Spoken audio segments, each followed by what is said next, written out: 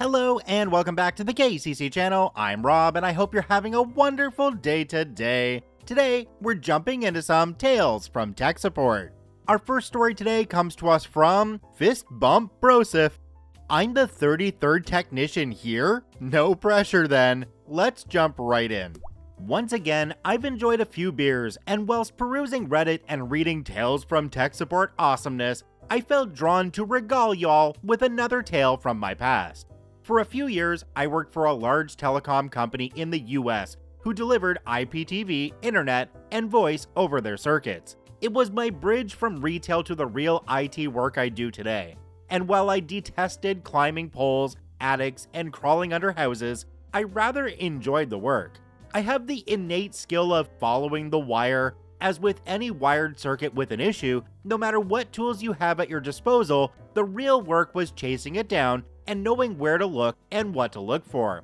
I wasn't the top technician by numbers, but I was the guy managers would call out to deal with escalations. This job was one of those. A guy who'd had our service for a few years, once again, had intermittent issues. My favorite. Unless it went out of service while I was there was very little I could do besides inspect and test every segment of the wire path I had access to.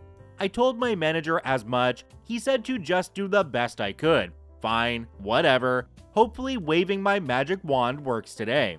I call ahead, do my usual remote tests. Of course, everything looks perfect right now. Drive down, knock on the door, introduce myself. Tell him my manager sent me out specifically to deal with this problem.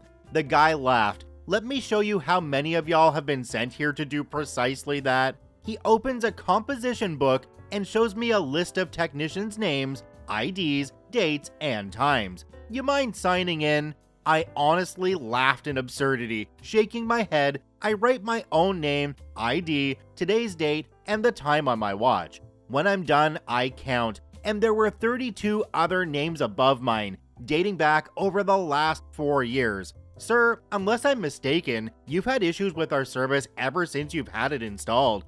Why the heck are you still with us? Well, I love the service when it works, which is most of the time. I'll never go back to cable. When it doesn't, it is annoying, of course. Something is wrong somewhere, and I figure if I keep calling enough, eventually someone will figure it out and fix it.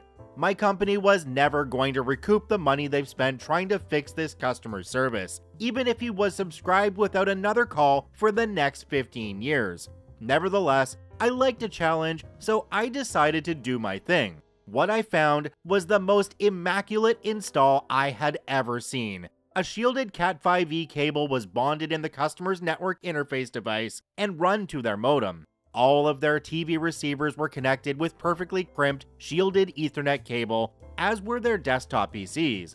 They only had one telephone, a multi-handset cordless base, which was plugged directly into the modem, bypassing any house wiring. Okay in this case, as they had a wireless alarm system that didn't even require a landline phone connection, a new thing back in those days. A beautiful buried shielded drop wire running from their NID to the pedestal in the alley, properly bonded at both ends. The pedestal was also new, with shiny terminals and new splices to the underground cable. I tested everything anyway. It all came back perfect. Well, crap. All I could do was wait for it to screw up. I texted my manager and asked how much time could I have, because it was a perfect install and there was absolutely nothing I could correct. He told me I had the rest of the day. It was 3 p.m. That meant I would be expected to stay until midnight or until the customer told me to leave. I relayed this to the customer. He laughed and said, "You can sleep on the couch if you want, if this means my crap gets fixed." Crap.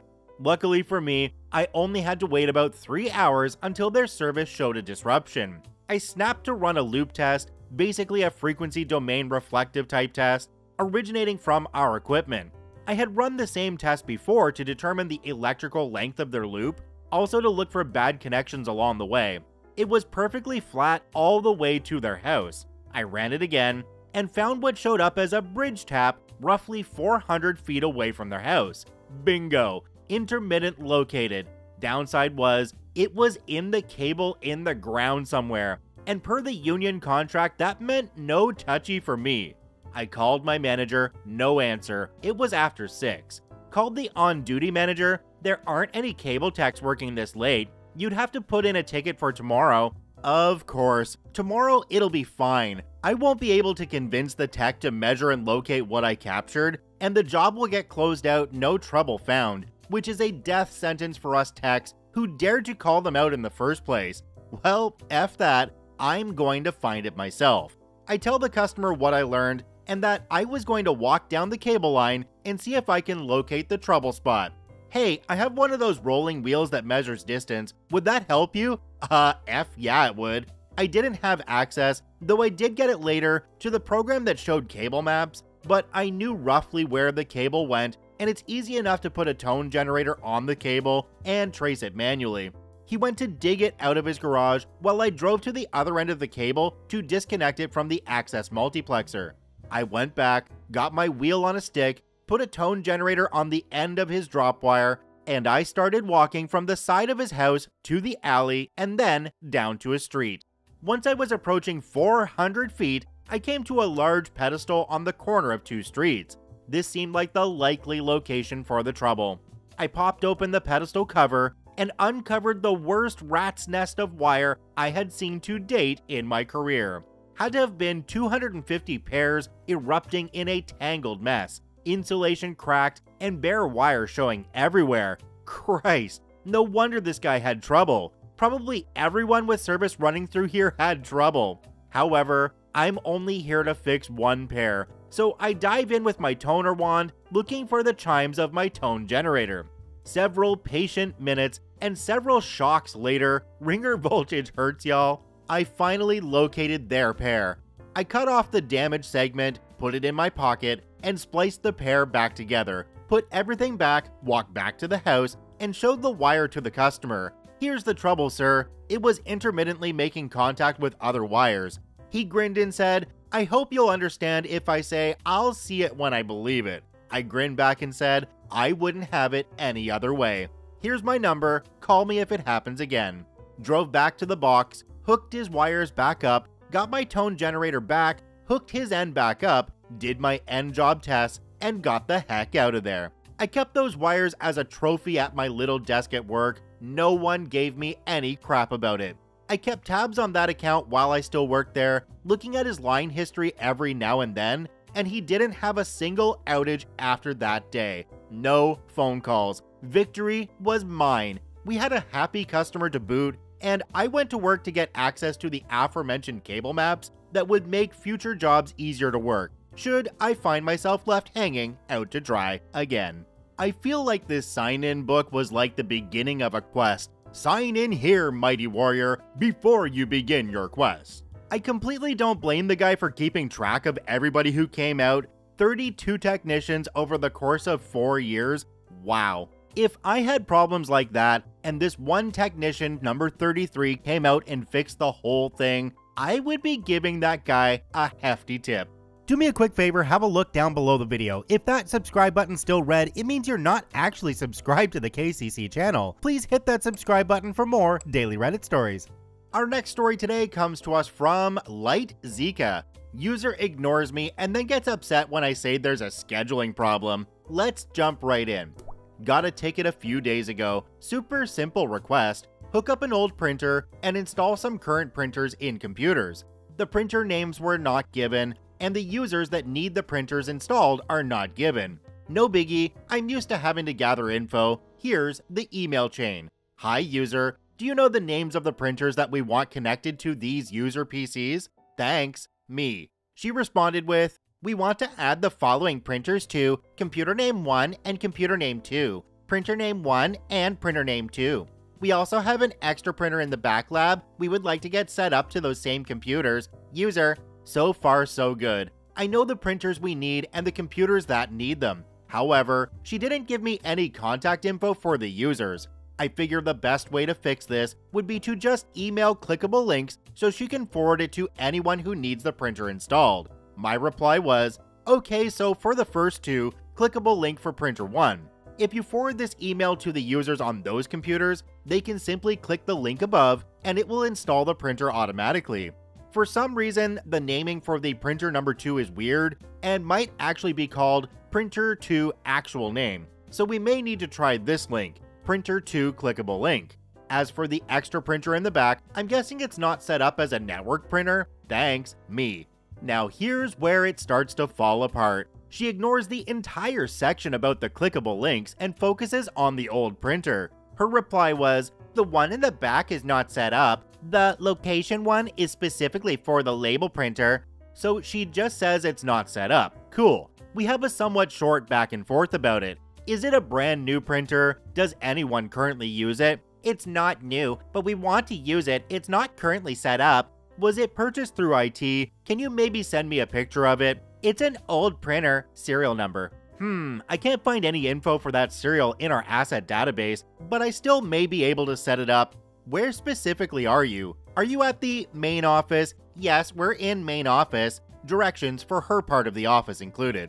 I'll drop by shortly after lunch if that's okay. That should work. So after lunch I stop by her area and she isn't there. One of the other employees shows me the old printer. It's a 10-plus-year-old printer that was decommissioned years ago. Just for kicks, I see if there's a compatible network jack nearby, and there isn't. I go back to my desk, check some documentation, and learn that we actually can't re-add this printer to our print server, or rather, in order to add it, we would need an approval from our committee. It's complicated, don't worry too much about it. We have a printing committee to minimize paper waste and environmental impact. So I send her this email that she doesn't see until the next day. Hey user, do you guys have a regular printer down there? We actually can't hook up this old printer. Is there a regular printer down there unless we get approval from the Print Smart Committee? She proceeds to not reply for a couple days. So I send this. Hi user, any updates on this? Me. So after 2 more days, she replies with, "Don't worry about hooking up the old printer. The one's back lab computers are not working with the printer name though. User." I thought by now we had resolved the installation problems. I sent her clickable links. So now I'm thinking that there's a more complicated problem. I follow up with, are they even installed on those computers? If they are, what happens when trying to print to them? No response. A week passes. I'm getting a little frustrated that my several weeks old ticket for a super simple problem is still open. So I F up and send her this. Scheduling seems to be a problem to getting this ticket resolved. Let's take care of it with clickable links via email. You can forward this email to anyone that needs the printer installed. If that doesn't work, have the user call me, my phone number, and I'll assist in installing it manually. Thank you. Clickable link for printer 1, clickable link for printer 2. Well, let's just say I shouldn't have done that. 10 years in IT doesn't prepare you for this, I guess. She replied within minutes with this. I don't feel there was ever a scheduling issue. If you wanted to set up a time to come down, we could have accommodated that, but you did not. You stopped by one day after lunch and then sent a few emails, see below, with some questions. User, I'm a little annoyed by this. Technically, she's right, I only dropped by once, but she didn't provide enough information for me to even see what the problem is. I replied with, is it possible to have users click on the link I sent, or is that not going to work? If it isn't, when would be a good time to come downstairs today to resolve? I figured maybe she was the type of user who just really wants someone desk side, but surprising nobody, she never replied to this email. I forwarded the entire email chain to my boss so she would be aware in case this user wanted to complain about me. Boss said I did nothing wrong, and the user will likely not try to contact us anymore. If she does, I'll just get the problem fixed. I think OP should have taken this one a little bit farther. I would have replied to the entire thread with a response that says, please let me know if you need assistance clicking these links, and CC it to her manager and my own. Our last story today comes to us from Boat Kevin. Don't call my personal number on vacation. Let's jump right in. I work in IT at a company that is vaguely in the med pharma industry. We're only a department of 4. I was originally hired to be temporary coverage for paternity leave, but they offered me a full-time position they were adding. At that point, I got a company-issued cell phone. Prior to this, I'd used my personal number for the few times I'd needed to make a call. Unfortunately, one of those people was technical trainer. She used to be a warehouse supervisor, but rumor is they couldn't fire her, so when the other position came up, they welcomed it to get her out of their department.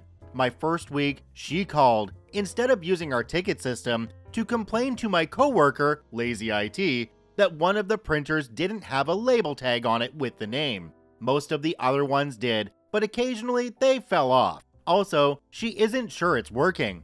Lazy IT sent me to go figure it out because he does nothing that requires him to leave his desk. I had to find it by pinging methodically. Our printer naming convention is pretty straightforward, so I knew it had to be one of a few numbers and matching the IP listed on the printer screen. We have a label maker, but had run out of the print roll and were waiting on the next shipment of office supplies, so I called the technical trainer to give her the name and let her know I'd make a label as soon as I could. She thanked me, and that was that. Or so I thought. Little did I know she'd saved my phone number. Ugh. Flash forward a few months, I was in the weird limbo of my contract was extended because the position doesn't open until the new year for budget reasons. Because I'm a temp, I'm not allowed to be on the employee directory, even though I now have a company phone number. Rules are dumb, but I don't care enough to argue. It's tied to my AD account so people can look it up in Outlook. I had already booked a vacation that was after the end date on my contract. When my boss extended it, he gave me the time off without question, even though I don't get PTO. I set my out of the office message on Outlook and Teams with my dates off and said to contact Lazy IT or Senior IT. I left my laptop and company phone at home. I'm hourly, so no expectation of work on personal time. In Colorado, I hiked Quandary Peak with my sister. She runs marathons, I don't. Thought I was going to die. Anyway, unsurprisingly, there was poor cell service at 14,000 plus feet. When we got back to the cabin, I collapsed onto the floor and plugged my phone into charge. I saw the notification that I had a voicemail. I clicked on it. Hi, this is Technical Trainer. I deleted without listening to the rest of it. When I got back in town, I checked and had no emails or IMs from her, checked her ticket history, and there were no new entries. She didn't call Lazy IT or Senior IT, so it couldn't have been that important. I mentioned all this to my boss. His response, I would block her number if it were me. Things like this probably explain all his feuds with so many people in other departments. OP, I probably would have done the exact same thing in this case. It's your personal phone. You're on vacation and not expected to work. Delete and move on. Check out all 3 OPs linked in the description down below. I thank you for watching and I hope you have a wonderful day, and we'll see you tomorrow.